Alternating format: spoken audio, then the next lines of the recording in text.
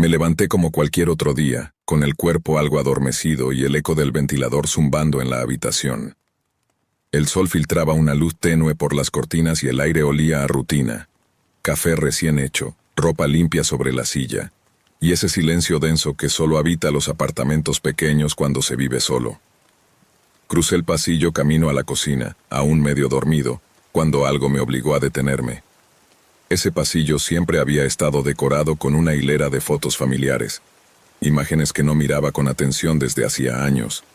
Eran recuerdos de infancia con mi hermana, vacaciones con mis padres, retratos desenfocados de algún viaje escolar, imágenes cálidas y comunes. Pero esa mañana no. Esa mañana las imágenes eran otras. Me costó un par de segundos aceptar lo que veía.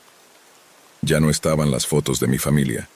En su lugar había instantáneas recientes, todas impresas en papel brillante, bien recortadas, encajadas a la perfección en los mismos marcos. Y en todas, sin excepción, yo estaba dormido.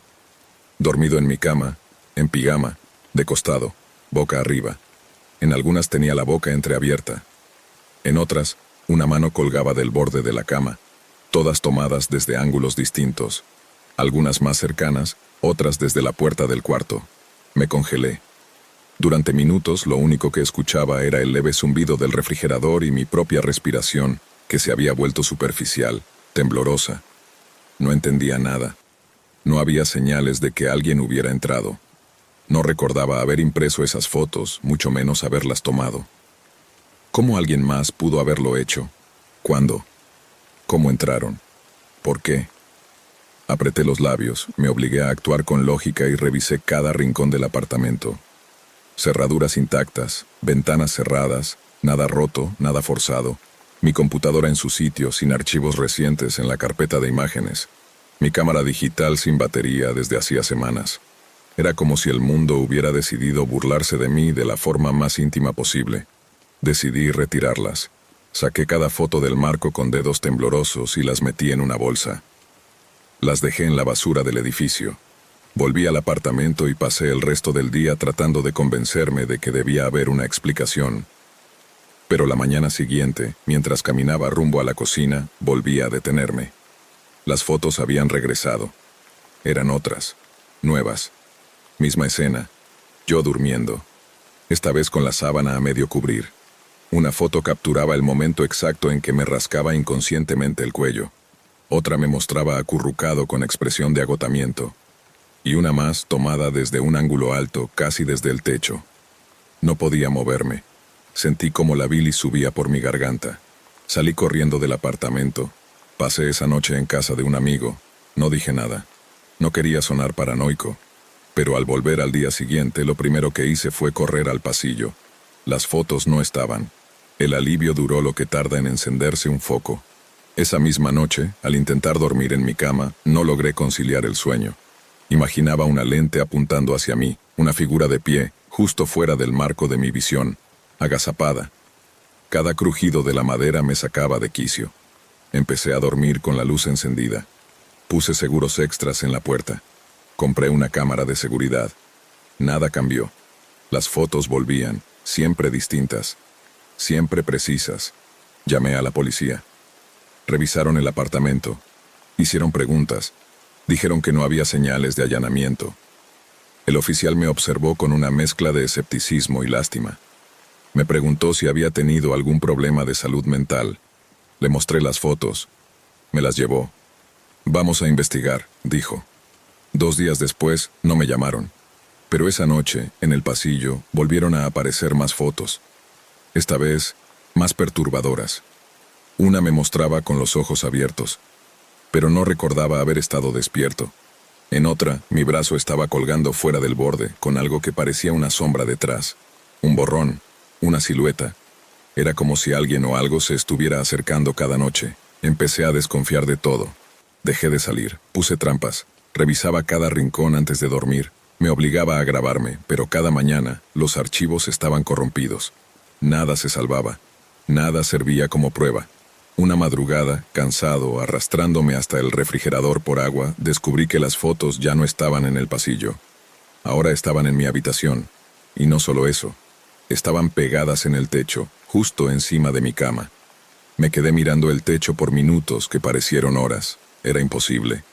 En ese instante, la lógica ya no tenía sentido alguno. Estaban pegadas con cinta adhesiva, una junto a la otra, como si alguien hubiera pasado horas colocándolas con esmero mientras yo dormía justo debajo. Eran al menos 15.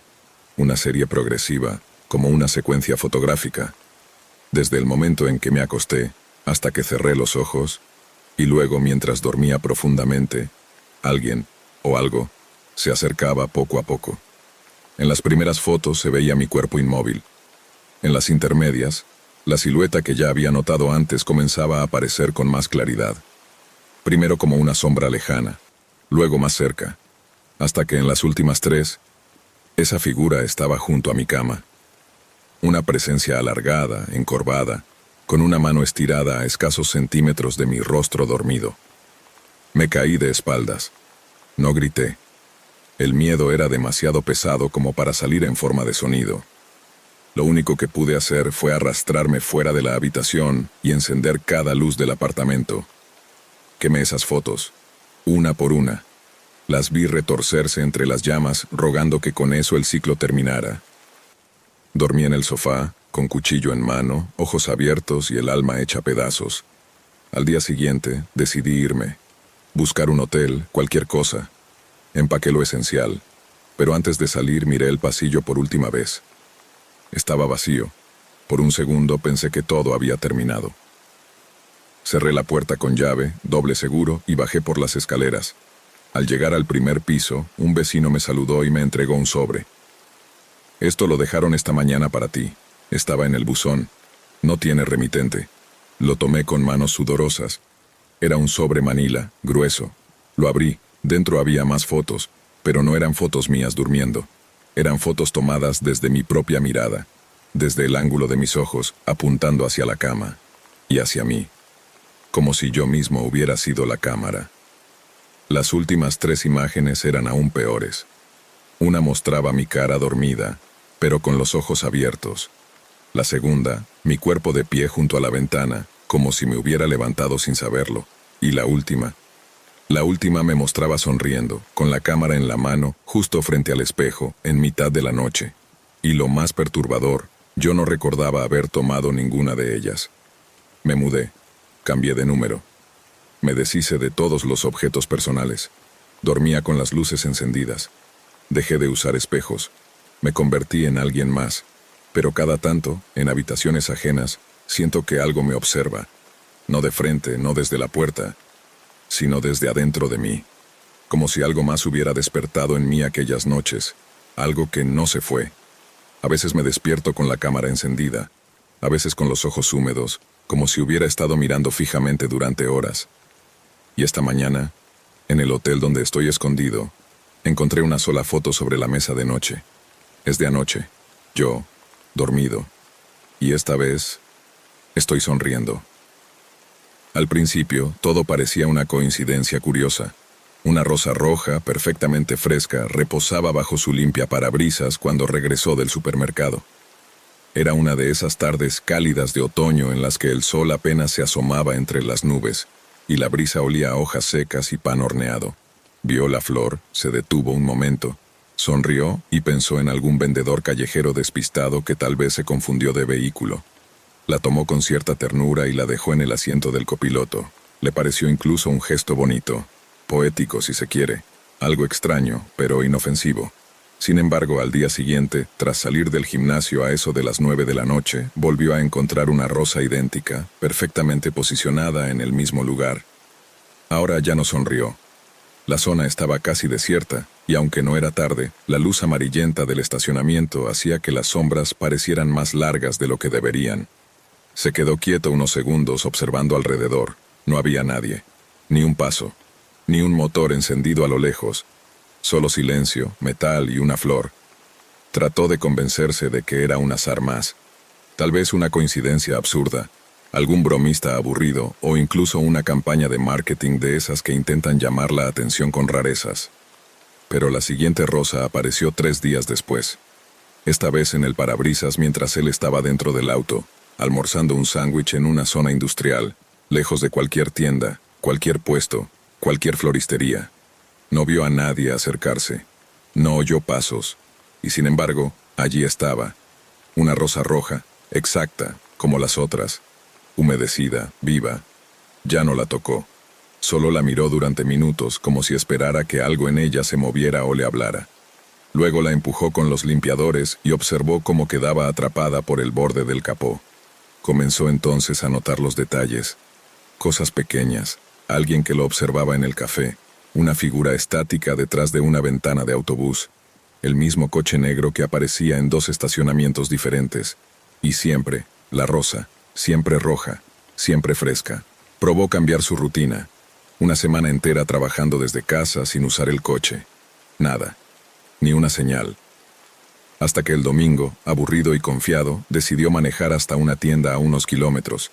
Al regresar, en medio del estacionamiento vacío, su corazón se congeló. La rosa seguía allí. Ahora había una diferencia. Un pequeño papel blanco, doblado bajo la flor. Lo tomó con dedos temblorosos y lo abrió. Una sola línea escrita con tinta negra, letra delicada y puntiaguda. Qué hermoso cuando no sabes que te estoy mirando. Volvió a casa sin prender la radio. Cerró puertas, apagó luces, bajó persianas y revisó cada centímetro de su departamento, esperando encontrar alguna cámara, algún micrófono, algún rastro. Nada. Pero la sensación seguía allí, la de ser observado, diseccionado, seguido. Comenzó a notar cosas más evidentes. Pasos en la escalera del edificio a altas horas de la noche. Llamadas silenciosas a su celular. La rosa ahora aparecía incluso cuando no llevaba el auto. Una vez la encontró clavada con una chinche en la puerta de su casa. Otra, sobre su almohada. No sabía cómo estaba entrando esa persona. No sabía quién era. No sabía si era un hombre o una mujer. Solo sabía que no tenía control. Que alguien conocía sus movimientos, sus costumbres, sus rutas y sus miedos. Una noche, mientras se duchaba, creyó escuchar la cerradura principal girar lentamente. Apagó el agua, el corazón retumbándole en el pecho. Esperó. No oyó pasos, pero cuando salió, la rosa estaba en el lavabo. No se trataba ya de un admirador secreto. Esto era algo más profundo, más siniestro, más obsesivo. Alguien lo tenía marcado, y cada rosa era una advertencia silenciosa, una presencia, un aviso, una firma. Empezó a evitar el espejo retrovisor mientras conducía. Le angustiaba la idea de ver algo, o a alguien, justo detrás de él. O peor, a alguien en el asiento trasero, con una rosa en la mano. Cada noche repetía el mismo ritual. Revisar ventanas, puertas, el pasillo, el armario debajo de la cama, incluso dentro del horno y el tanque del retrete. Era absurdo. Lo sabía, pero también sabía que alguien había estado dentro de su apartamento sin dejar señales. Sabía que no estaba loco. No todavía. Instaló cámaras. Una en el recibidor, otra apuntando a la puerta principal, una tercera al pasillo y una última enfocando su cama. La idea era grabar durante la noche, dejar evidencia, descubrir el rostro de quien se colaba en su vida sin permiso. A la mañana siguiente, despertó sobresaltado por el sonido de su teléfono. Era una notificación del sistema de vigilancia, movimiento detectado. Saltó de la cama, revisó el celular y se quedó helado. Todas las cámaras mostraban imágenes borrosas, solo estática, excepto una, la que apuntaba a su cama. El video era nítido. Lo mostraba dormido, profundamente dormido, de lado, abrazando una almohada. Pero había algo más, una figura sentada junto a él, alta, delgada, inmóvil. Su rostro no se distinguía.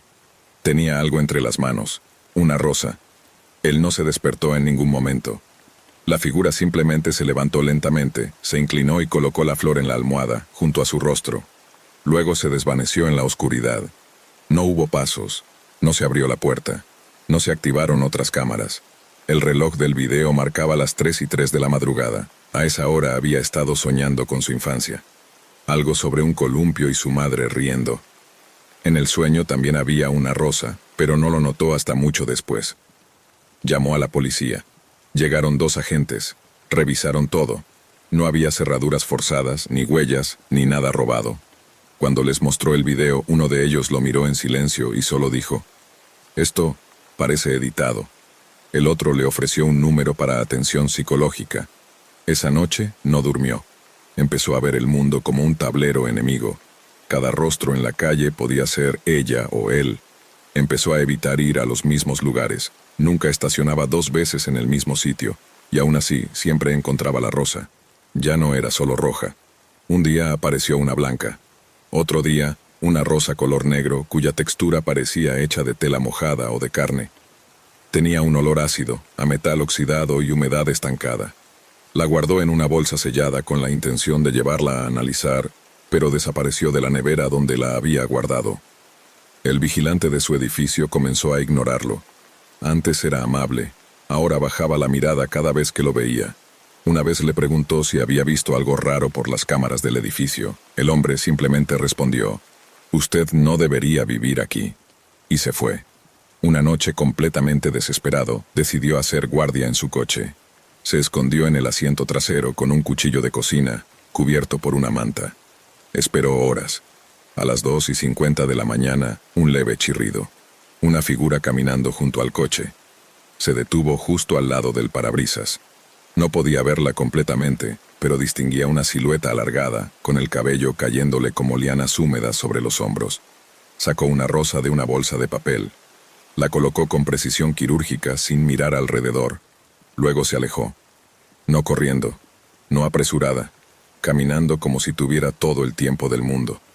Él salió disparado del coche, cuchillo en mano. Corrió tras la figura por las calles vacías. Cruzaron 2 esquinas, luego otra. La perdió. Se quedó solo en un parque vacío, jadeando.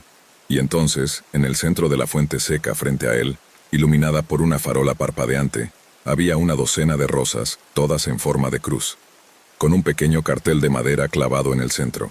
Tenía escrito su nombre completo. El cartel con su nombre completo, clavado en medio de la cruz de rosas, lo dejó paralizado. Sintió que el corazón se le detenía, no por miedo, sino por algo más primitivo, la certeza de que todo había cruzado un límite irreversible. Ya no se trataba de un juego psicológico. Aquello era una sentencia, una marca de territorio, una tumba anticipada. Corrió de vuelta al auto, encendió el motor a toda prisa y huyó sin dirección.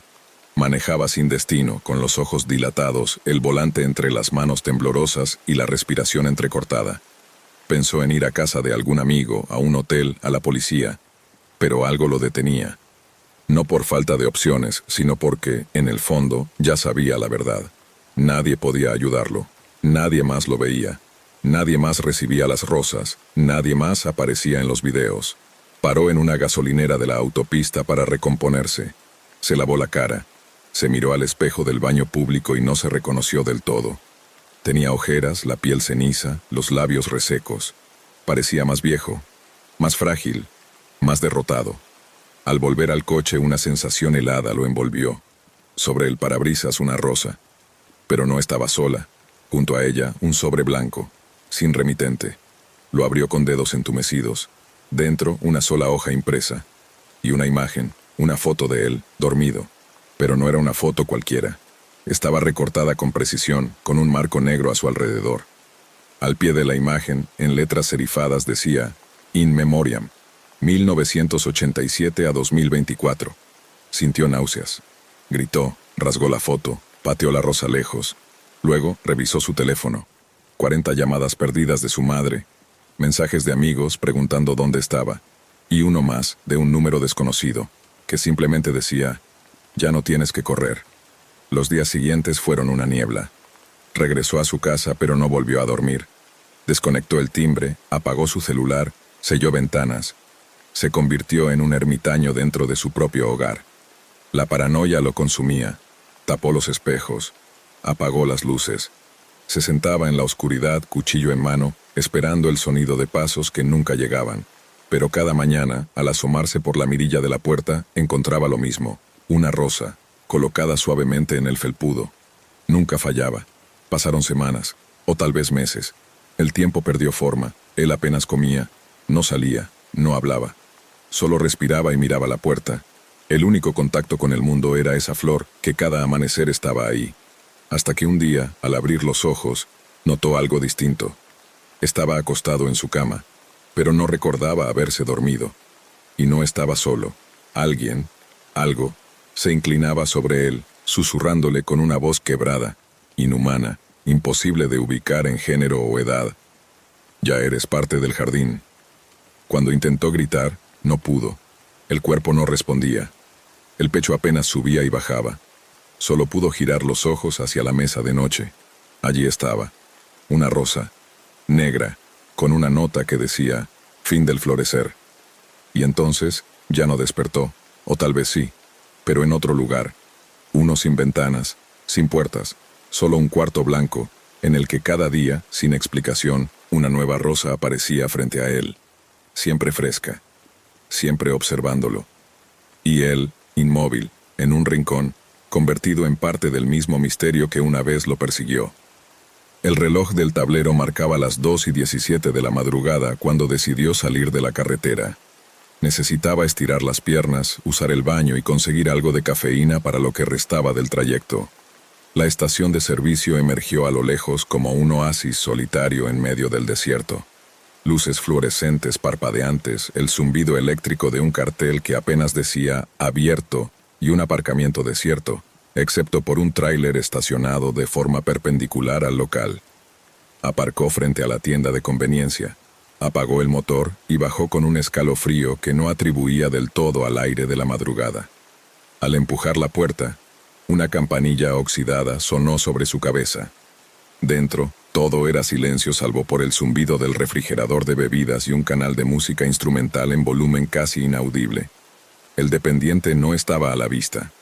Caminó por el pasillo de snacks, aún decidiendo entre unos pretzels y papas picantes, cuando lo escuchó.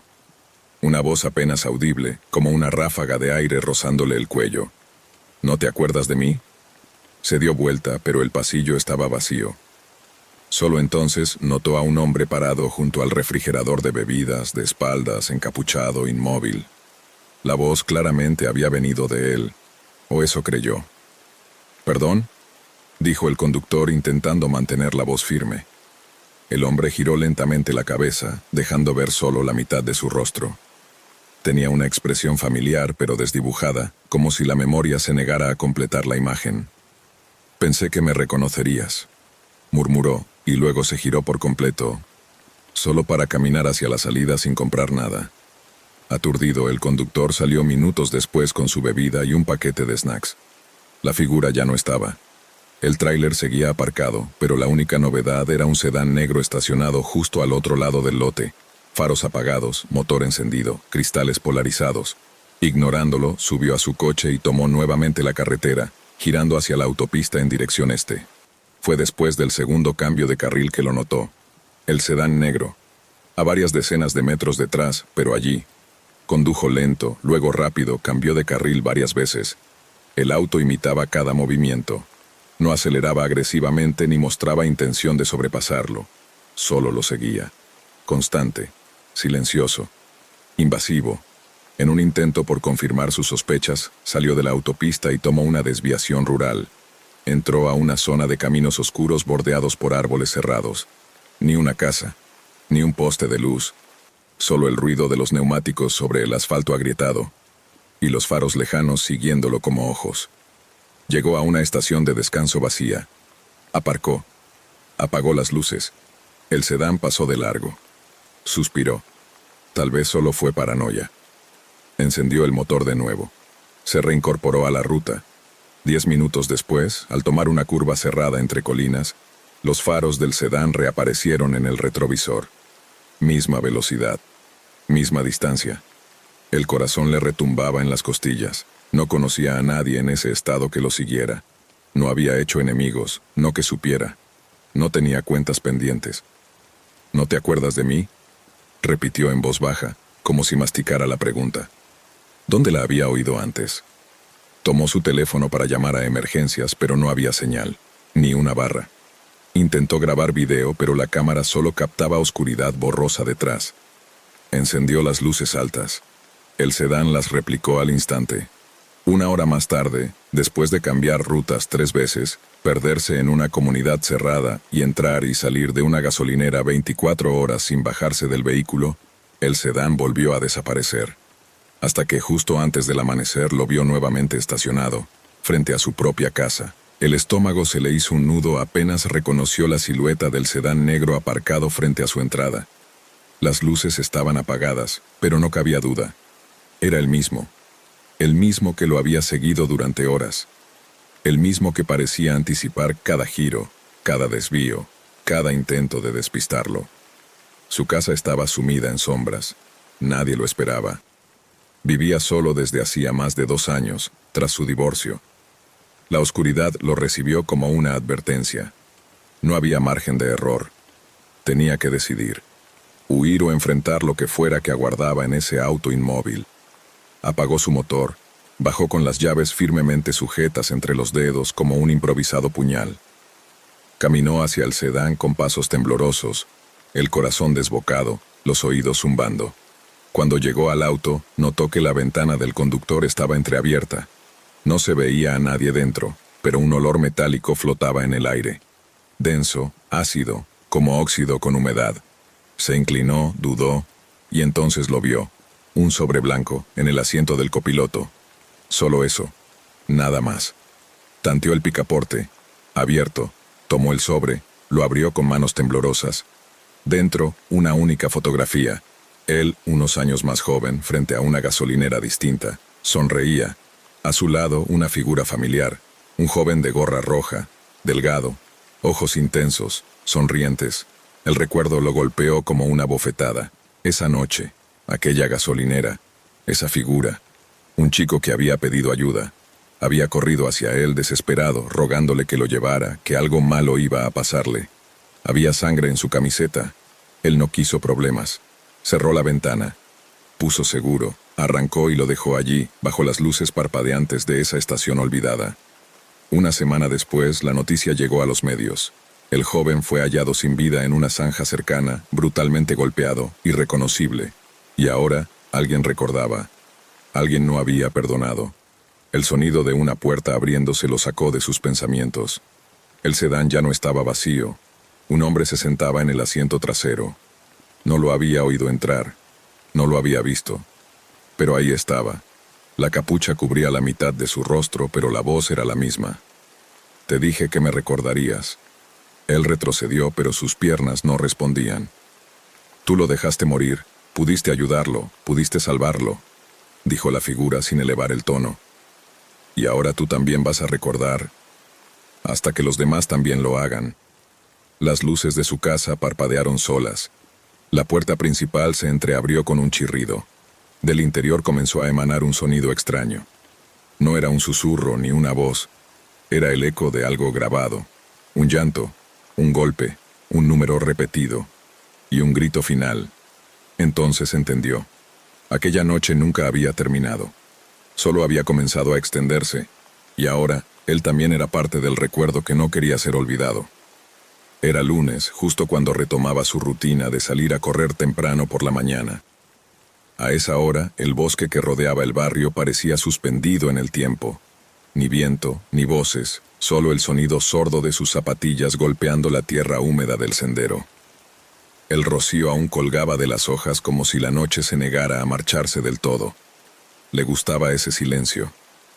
Era un espacio suyo, una tregua con el mundo. Respiraba hondo. Hacía sus estiramientos en la bifurcación donde comenzaba el circuito, activaba su reloj deportivo y comenzaba el trote lento de arranque. Era rutina, siempre igual, siempre reconfortante. Hasta que algo irrumpió en esa monotonía. A los 300 metros del recorrido, justo antes del primer giro, algo llamó su atención. Una hoja tamaño carta, plastificada y clavada con chinchetas en la corteza de un árbol. Se acercó con curiosidad. Era una foto. Suya. Estaba estirando el gemelo derecho. Exactamente igual que había hecho hace apenas 5 minutos. Mismo ángulo. Mismo rostro. Mismo fondo. Frunció el ceño. Pensó que quizás era una coincidencia macabra o una broma, pero no había forma de que alguien lo hubiese fotografiado en ese ángulo sin que lo notara. Ni había visto a nadie más por ahí. Sacudió la cabeza. Probablemente era algún bromista del vecindario. Arrancó la foto del árbol y la metió en el bolsillo. Decidió seguir corriendo. Pero 100 metros más adelante, otra imagen lo esperaba.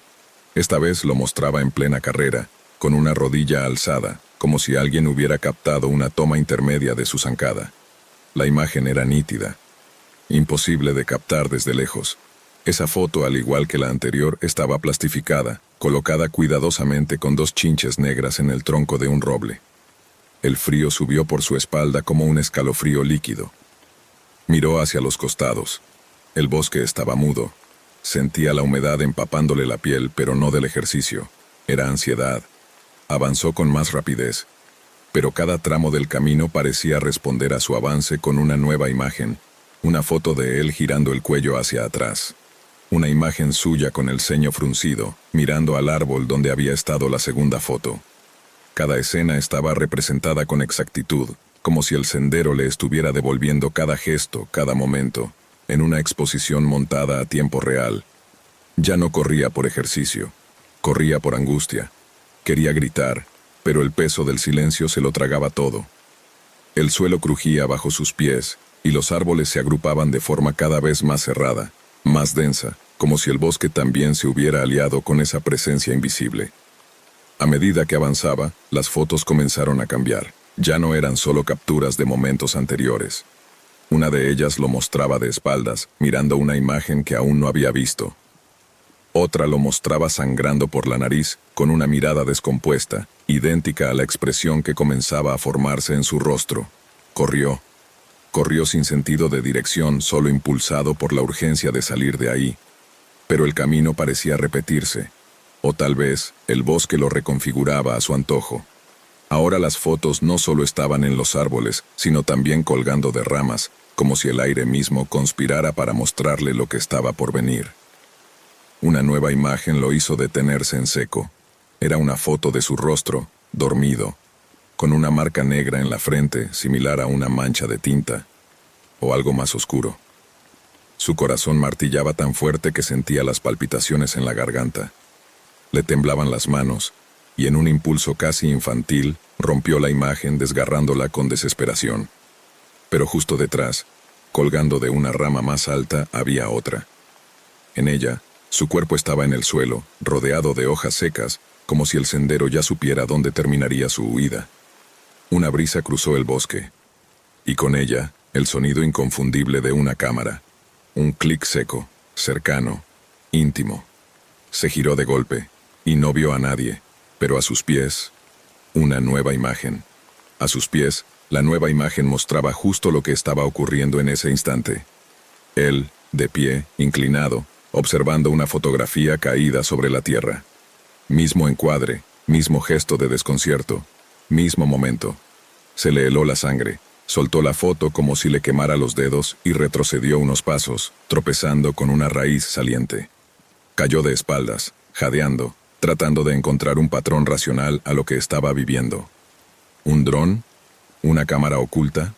¿Un experimento social extremo? Nada tenía sentido. Nadie podía capturar, imprimir, plastificar y colgar esas imágenes en cuestión de segundos. No sin que él lo notara. No con ese nivel de exactitud temporal. Volvió a correr. Ya no importaba hacia dónde, solo quería salir. Pero el bosque no lo permitía. El sendero se curvaba de formas que antes no existían. Algunos árboles parecían haber cambiado de lugar, como si lo estuvieran guiando hacia una trampa cuidadosamente montada. Sentía que los árboles lo observaban, no como seres vivos, sino como testigos inmóviles de un espectáculo macabro. De pronto, un claro. Un espacio abierto, perfectamente circular, rodeado de troncos y ramas entrelazadas como una cúpula natural. En el centro, un caballete de madera. Sobre él, una sola fotografía, mucho más grande que las anteriores. 1 metro por 1 metro, enmarcada. Se acercó temblando, y al verla, sintió el aire escapar de sus pulmones como si alguien le hubiera dado un puñetazo en el estómago. La foto lo mostraba colgado de un árbol con la lengua hinchada y los ojos entrecerrados. La cuerda bien tensa, el cuerpo suspendido. La misma ropa que llevaba puesta, mismo reloj deportivo. Incluso, el mismo raspón que se acababa de hacer al tropezar. Fue un golpe brutal a su sistema nervioso. Intentó correr, pero sus piernas no respondieron. El mareo lo tiró al suelo. El bosque giraba. O quizás era su percepción, rota como un espejo que no sabe qué parte del reflejo es real. Y entonces escuchó pasos. No muchos. Solo uno solo, replicado como eco, pero no en el suelo. Los pasos se sentían dentro de su cabeza.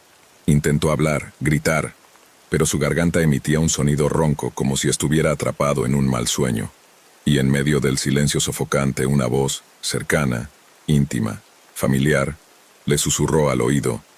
La última toma siempre es la más difícil. Oscuridad, silencio. Semanas después, los corredores que solían pasar por esa ruta comenzaron a evitar el bosque. Algunos decían que el sendero tenía una energía rara, que el ambiente se sentía distinto, como cargado de estática. Otros aseguraban haber visto fotos clavadas en los árboles, pero ninguna imagen duraba mucho tiempo. Alguien, o algo, las quitaba antes de que pudieran comprobar su contenido. Sin embargo, un joven trail runner compartió en redes algo que congeló a varios. Un selfie, sudado tras la carrera, y detrás de él, colgada en un árbol, una fotografía plastificada. El problema no era la imagen, sino que el corredor afirmaba nunca haber pasado por ese lugar. Y en la foto, quien aparecía era otro hombre, con una soga al cuello. Mauricio Villar llevaba una vida común, de esas que se deslizan con un orden predecible. Trabajo administrativo, pareja estable, tardes de gimnasio, domingos de mercado. Era un hombre meticuloso, no por obsesión, sino por hábito. Le gustaba tener sus horarios claros, sus documentos en orden, sus compromisos bajo control. Y precisamente por eso lo que comenzó a ocurrir con su firma no fue una simple molestia. Fue una grieta que se abrió en su estructura mental. Todo comenzó de forma leve, casi anecdótica. En su edificio, alguien dejó una hoja suelta sobre el buzón de entrada. Una planilla comunitaria para un taller de primeros auxilios que, supuestamente, él había firmado. La letra era inconfundible, suya.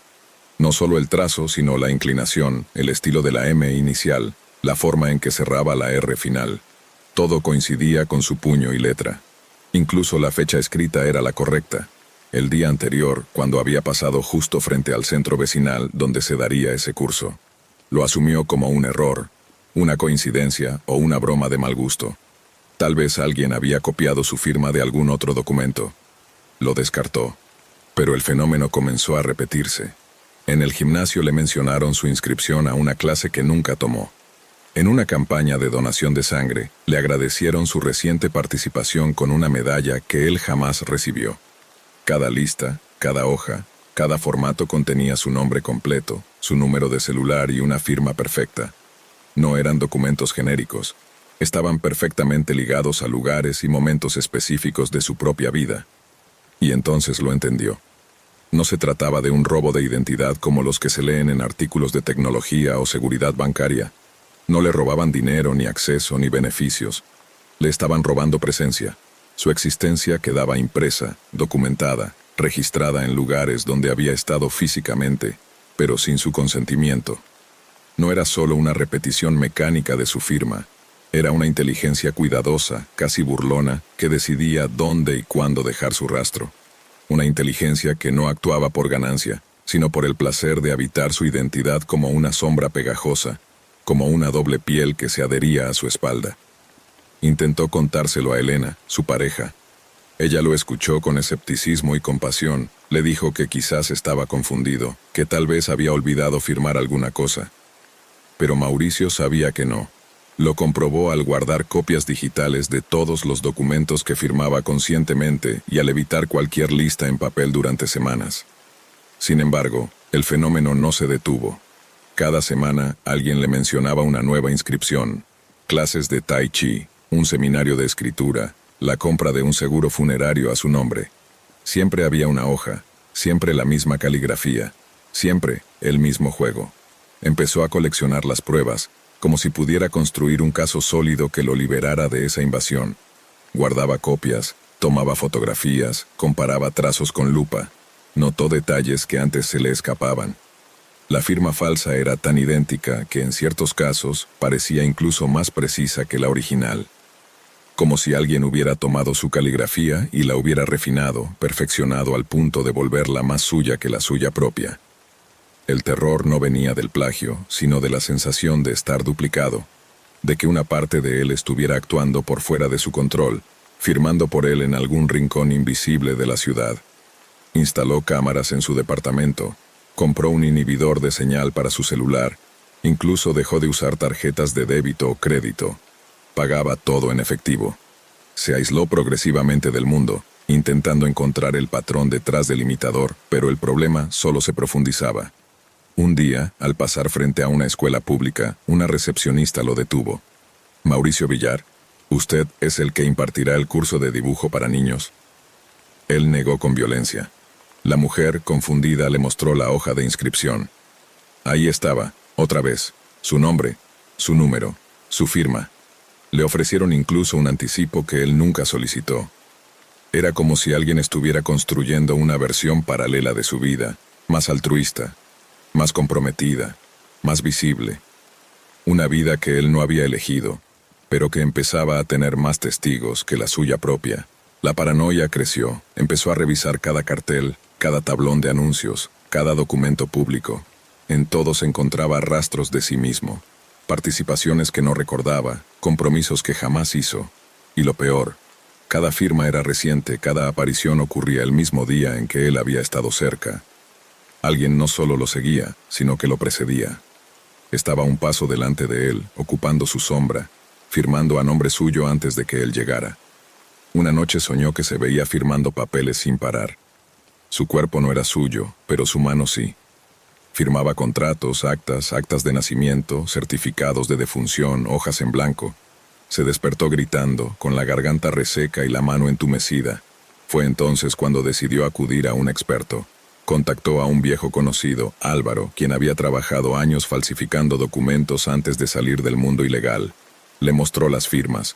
Álvaro las analizó con cuidado, en silencio. Al cabo de un rato solo dijo: «Esto no es falsificación, esto es autoría. No sé cómo, pero estas firmas no son tuyas, y lo son a la vez». Mauricio lo miró sin entender. Álvaro explicó que el trazo no tenía errores, no era copiado, no era calcado ni imitado. Era una reproducción exacta hecha con una seguridad que solo da la costumbre. Como si alguien llevara años firmando igual que él. Y entonces, por primera vez, Mauricio consideró una posibilidad que lo hizo temblar. ¿Y si él mismo lo estaba haciendo?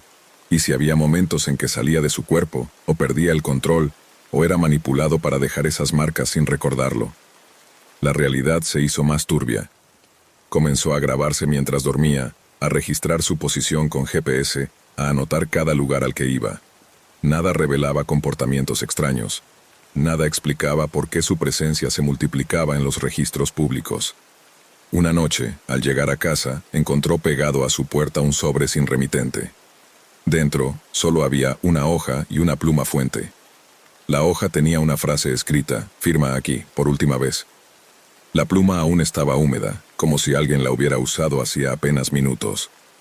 Mauricio sintió que el mundo se contraía a su alrededor, que todas las otras firmas, todos los rastros, todos los engaños, convergían en ese momento.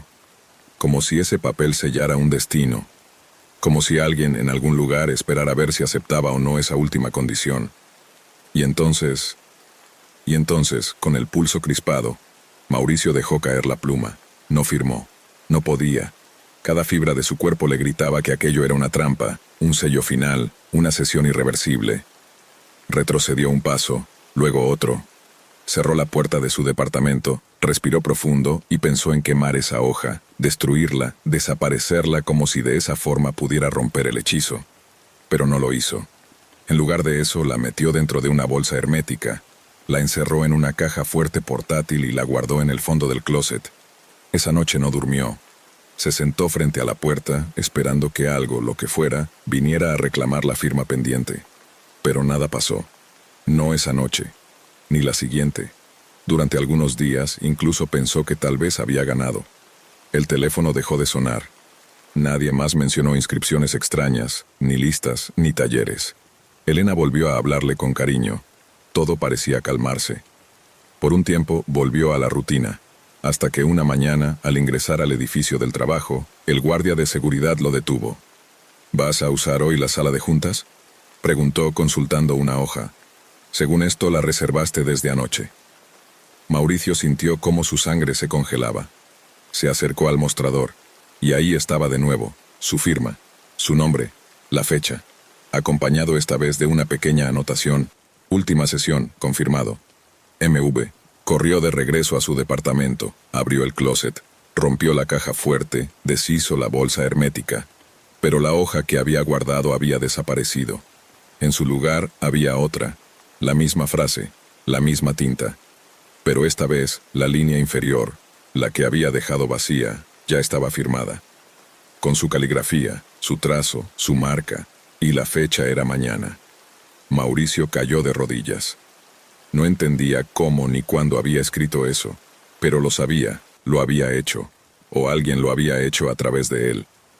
Ya no se trataba de suplantación, no era una broma. Era una transición, una transferencia silenciosa de identidad.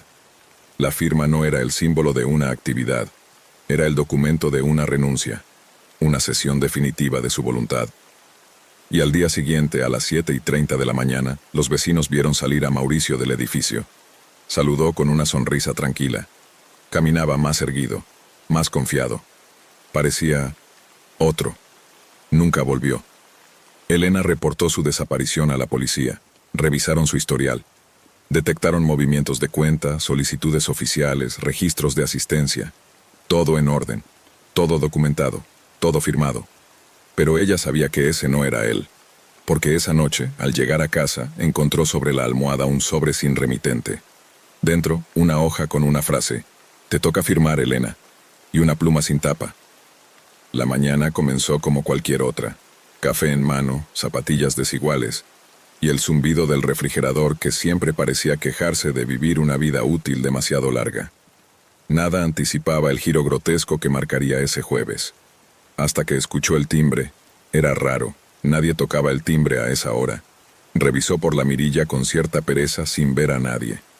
Al abrir, lo encontró allí, como un presagio cuidadosamente envuelto. Una caja alargada, blanca, sin logotipos, sin remitente. Solo su nombre, completo y perfectamente escrito, en tinta negra, elegante, casi ceremonial. Lo llevó al interior con desconfianza. No pesaba mucho. Al abrirlo, lo supo de inmediato. Era un vestido de novia. No uno cualquiera. No de esos de tienda con encajes estandarizados y corsés inflados. Este parecía hecho a mano. Las costuras eran tan meticulosas que daban asco por su perfección. El tejido blanco nacarado parecía aún tibio, como si hubiese sido trabajado hace apenas unas horas. Y lo peor no fue descubrirlo, sino el hecho de que era exactamente su talla. Exactamente. Cada pinza, cada curvatura, cada ajuste de cadera coincidía con su cuerpo de manera enfermiza. Lo supo incluso sin probárselo. No era intuición. Era una certeza, tan clara como la nota que lo acompañaba, escrita en el mismo tipo de tinta: «Te lo dejaste». El corazón se le paralizó un momento. Esa frase no era solo ambigua, era peligrosa. Lo primero que pensó fue que se trataba de algún error, tal vez un paquete equivocado. Pero ¿cómo explicar que tenía su nombre, su dirección exacta, su cuerpo como molde? Llamó a la tienda más cercana de vestidos de novia. Nadie había enviado nada. No había registros de compras recientes a su nombre, lo mismo con las tiendas en línea. Nada. A la noche, colocó el vestido de vuelta en la caja. Lo dejó en el pasillo, cerca de la puerta, como si mantenerlo fuera del dormitorio le devolviera algo de control. Pero incluso cerrado parecía respirar, como si el tul susurrara por las noches. Soñó con él. En el sueño no lo llevaba puesto, lo llevaba alguien más, o algo. Pasaron 2 días. Empezó a notar detalles que antes ignoraba. La perilla de la puerta principal tenía manchas, como huellas digitales secas. Sus cajones interiores, donde guardaba ropa interior, parecían estar levemente desordenados.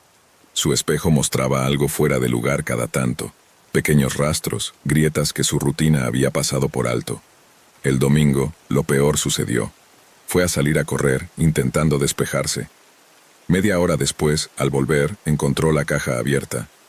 El vestido ya no estaba dentro. Lo encontró colgado en la puerta de su habitación. No había forma humana de que eso pasara sin que alguien entrara. No había marcas de forzamiento. No faltaba nada. Las cerraduras funcionaban.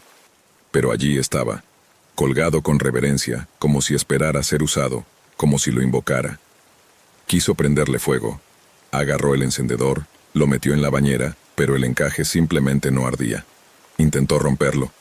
Las costuras no cedieron. Era como si el vestido se defendiera. Fue entonces cuando notó lo más perturbador. Dentro del forro interior del vestido, alguien había bordado su nombre completo, y debajo, una fecha. Un día que aún no llegaba. Una fecha en el futuro. La misma fecha aparecía en su calendario del celular, agendada en la madrugada, a las 2:37 de la mañana. Evento sin nombre, sin alarma, solo eso, la fecha. Y luego esa noche recibió un correo desde una dirección extraña, sin asunto. Solo una imagen adjunta. Era una fotografía de ella, dormida, con el vestido puesto. Lo primero que hizo fue revisar todas las ventanas, las puertas, los cerrojos. Llamó a la policía, tartamudeando lo justo para parecer nerviosa pero no desquiciada. Ellos vinieron, revisaron el lugar, tomaron nota y se marcharon con expresiones vacías que decían más de lo que sus palabras pretendían calmar. Seguro fue un montaje de alguien cercano, cambie cerraduras, esté atenta. Como si el peligro fuera una sombra cotidiana y uno tuviera que acostumbrarse a vivir bajo su silueta. Pero esa noche no durmió. Volvió a mirar la foto. Era real. Era su cama. Su postura al dormir. Incluso la arruga en la almohada coincidía con la que ahora mismo tenía detrás. No había edición, no había montaje. Era una prueba de una violación absoluta a su privacidad, a su cuerpo. Alguien la había vestido dormida. Alguien que entró y salió sin dejar rastro, que había logrado algo impensable. Anular su voluntad incluso en su espacio más seguro. Intentó dormir con las luces encendidas, con cuchillos escondidos debajo de la almohada. Se bañaba con la puerta abierta. Ya no usaba ropa interior en casa por temor a que la revisaran. Incluso empezó a hablar sola, como si llenarse los oídos con su voz impidiera oír el silencio de alguien más respirando muy cerca. La fecha se acercaba, y con ella, más señales. Un ramo de flores nupciales apareció una mañana en la encimera de su cocina. Un anillo, perfectamente ajustado a su dedo anular, apareció en su mesita de noche. No recordaba habérselo puesto. Tampoco había heridas ni marcas que indicaran que se lo habían forzado. Solo estaba allí. Y le quedaba perfecto. La noche anterior a la fecha marcada en el vestido, una vecina tocó su puerta. Era una mujer mayor que rara vez salía, pero que aquella noche parecía angustiada. Vi a alguien en tu ventana anoche. Pensé que lo sabías. Un hombre, creo. Estaba de pie, solo, observando. Intentó no quebrarse. Agradeció con un nudo en la garganta y cerró la puerta. El vestido, ahora colgado en su armario, parecía haberse transformado. Las mangas habían sido alargadas, como si quisieran cubrir más piel.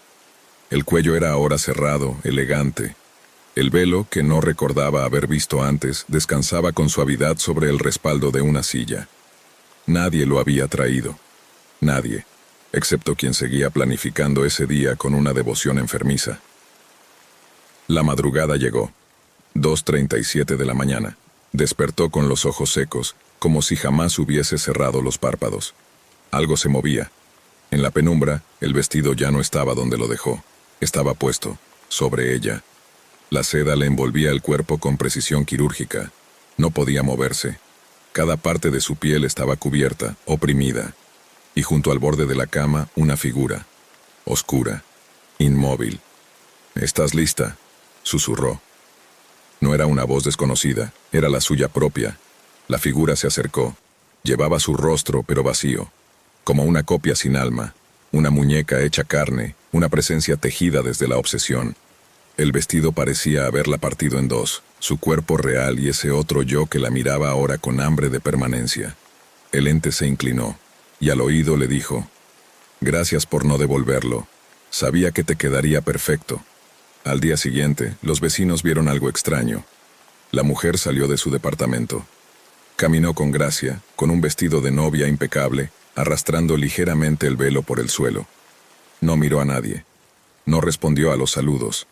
Cruzó la calle, se subió a un automóvil negro que la esperaba en silencio y desapareció. La policía revisó el departamento días después. Nadie adentro. Ningún signo de violencia. Solo el vestido colgado de nuevo en la puerta de entrada y una nueva nota: «Te volverás a olvidar de ti misma». El coworking tenía un ambiente acogedor incluso durante la madrugada. sillones modernos, luces cálidas, cafeteras con aroma a espresso reciente y un silencio que a veces se sentía casi meditativo. Para Darío, que trabajaba como freelance en diseño de interfaces, ese espacio era su santuario. Le gustaba la noche porque no había ruido, no había clientes, ni charlas por Zoom. Solo él, su portátil y el crujido ocasional de alguna silla ajustándose a las corrientes de aire. Durante semanas todo fue normal. Hasta que, una noche, justo después de las 3 de la madrugada, lo notó por primera vez. Un hombre. Sentado en el extremo opuesto de la sala común. De aspecto inofensivo, quizás hasta común. Ni joven ni viejo, sin barba, sin marcas visibles. Llevaba una camisa beige mal planchada y pantalones que parecían de otra década. No traía portátil, ni cuaderno, ni café, ni siquiera una mochila. Nada. Solo se sentaba y miraba. Pensó que tal vez esperaba a alguien. O tal vez era uno de esos excéntricos que se inspiraban simplemente observando a otros. Aunque el coworking no solía atraer a ese tipo de personas. Esa noche lo ignoró. Pero a la siguiente estaba allí de nuevo. Y otra vez lo mismo, sin moverse, sin hablar, sin escribir, solo mirando en su dirección. Darío empezó a sentirse incómodo. Intentaba enfocarse en sus pantallas, ajustar sus audífonos, fingir distracción. Pero cada vez que alzaba la mirada, allí estaba, inmutable, como una estatua con la piel pálida y los ojos secos de tanto parpadear menos que el resto del mundo. Entonces notó algo más perturbador. Siempre se sentaba a exactamente 2 sillas de distancia. Nunca más cerca, nunca más lejos. Como si respetara una regla propia, una medida invisible, una distancia calculada. Al principio creyó que era paranoia, pero revisó grabaciones de las cámaras que el coworking almacenaba en línea. Pidió acceso con la excusa de recuperar un objeto olvidado. En cada noche registrada, el hombre aparecía. Mismo lugar, misma postura, mirando solo a él. Nadie parecía notarlo. A nadie más miraba. A nadie saludaba. Consultó al personal del coworking. No tenían registros de su entrada. ¿Qué? ¿No pasó su tarjeta?, preguntó Darío. Number y tampoco hay constancia de pago con tarjeta. Tal vez entró con alguien más. Seguro que no es un amigo tuyo. Desde entonces, cada noche se convirtió en una prueba de resistencia. Empezó a cambiar de mesa. Se movía al segundo piso, a la sala de reuniones, incluso trabajó desde el rincón de las cabinas telefónicas. Pero siempre, después de unos minutos, el hombre reaparecía, silencioso, sentado, a exactamente 2 sillas de distancia. Nunca lo escuchaba caminar. A veces giraba la vista apenas unos segundos para mirar algo en su monitor, y al regresar la mirada al entorno, él ya estaba allí. Y lo más escalofriante era el silencio. No era un silencio normal. Era un tipo de mudez densa, como si en su presencia el sonido se inhibiera, como si lo que lo rodeaba dejara de sonar por respeto o por miedo. Cuando estaba cerca, incluso el zumbido del aire acondicionado parecía detenerse. Los ventiladores quedaban congelados, el ambiente cargado de una estática que electrificaba el aire. Una noche, Darío intentó grabarlo con su celular. Pero cada vez que apuntaba la cámara hacia él, el dispositivo fallaba. Se reiniciaba, se calentaba de manera anormal, o la imagen salía borrosa, vibrando, como si el lente se negara a captarlo. Al llegar a casa, no dormía. Revisaba cada rincón, convencido de que lo había seguido. Empezó a soñar con él. Sueños en los que estaba atrapado dentro del coworking, solo, con las luces parpadeando, y el hombre acercándose, lentamente, siempre a 2 sillas de distancia. Y cada vez que intentaba moverse, descubría que su cuerpo no respondía. Solo podía mirar, igual que él lo hacía. La fatiga mental lo destrozaba. Dejó de comer bien. Le temblaban las manos al usar el mouse. Y sin embargo seguía volviendo. Porque si no iba, ¿dónde estaría él entonces? La última noche antes de tomar la decisión de no volver más, Darío llegó armado con una linterna, una navaja y un par de cámaras espía que había comprado en línea. Se instaló en una cabina de vidrio, con la puerta cerrada y trabada desde adentro, y lo esperó. A las 3:17 de la mañana, vio cómo la figura se materializaba. No lo vio entrar, no lo oyó moverse. Simplemente, estaba allí, a 2 sillas de distancia, fuera de la cabina, y por primera vez, lo vio sonreír. Una mueca mínima, sutil, Una grieta en esa expresión neutra que llevaba semanas observándolo. Pero no era una sonrisa amable. Era la sonrisa de quien ha esperado lo suficiente. Y se sabe cerca. Darío retrocedió dentro de la cabina.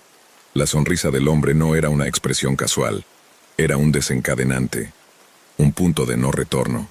Y entonces ocurrió. La luz dentro de la cabina parpadeó una vez, luego otra, y finalmente se apagó. Oscuridad total, salvo por el débil resplandor azul de las pantallas en el área común, que apenas delineaban la figura del hombre detrás del cristal. Pero ya no estaba sentado. Estaba de pie, justo afuera, inmóvil, con la cabeza ligeramente ladeada, como un cuervo examinando un cadáver. Darío no podía moverse. No era por miedo, o no solo por miedo, sino por una presión extraña, como si algo invisible le hubiese clavado los pies al suelo. Solo podía observar, impotente. Entonces la puerta de la cabina comenzó a vibrar. No se abrió, no se forzó, solo vibró, como si algo dentro del aire mismo estuviera colapsando contra la estructura. Los cristales emitieron un quejido sordo, como si contuvieran una fuerza que intentaba entrar, o salir. Del otro lado, la figura levantó una mano, golpeó el cristal una vez. Un toque seco, sin rabia, como si reclamara lo que ya era suyo. En ese momento, Darío comprendió que la distancia de 2 sillas nunca fue casual. Era un margen, un umbral, una zona de seguridad artificial que él mismo había mantenido sin saberlo. Y ahora, encerrado, sin sillas de por medio, ya no había defensa. La figura desapareció. No caminó, no se desvaneció. Simplemente ya no estaba, como si hubiera retrocedido en una dimensión distinta a la suya. La puerta se destrabó por sí sola, abierta, invitando. Darío salió temblando con la navaja empuñada. Recorrió toda la planta del coworking. Nada, ni rastro del hombre. Todas las cámaras, las luces, las pantallas, apagadas. Solo una cosa nueva. Sobre la mesa que solía ocupar el extraño había un portátil. No era moderno. Tenía aspecto antiguo, desgastado. La tapa estaba entreabierta como si lo esperara. Darío, contra todo juicio, se acercó y lo abrió. El escritorio estaba vacío salvo por una carpeta. Vigilancia activa. La abrió. Decenas de archivos de video. Todos etiquetados con su nombre. Horas y horas de grabaciones. Algunos eran de él en el coworking. Otros en su departamento. En su ducha, durmiendo, en lugares donde nunca había cámaras. Al final un solo archivo nuevo, sin nombre, solo con la hora exacta del momento en que abrió el portátil. Lo reprodujo. Era una grabación en vivo, de él mismo, visto desde arriba, desde algún punto en el techo, exactamente en el lugar donde estaba de pie. La cámara lo mostraba alzando el rostro, y entonces lo vio. Sobre su propia cabeza, suspendido como una marioneta sin hilos, estaba él. El hombre, boca abajo, sonriendo. Cayó la señal. Pantalla negra. Todo se apagó. Al día siguiente, los encargados del coworking encontraron el espacio vacío. Todo estaba en orden, salvo por una cosa. Una silla fue movida. En una de las mesas del fondo, solo una. Y en el centro del asiento una tarjeta blanca. Faltaba uno. Desde entonces, cada cierto tiempo alguien nuevo reporta la misma figura, sentado, mirando, a exactamente 2 sillas de distancia.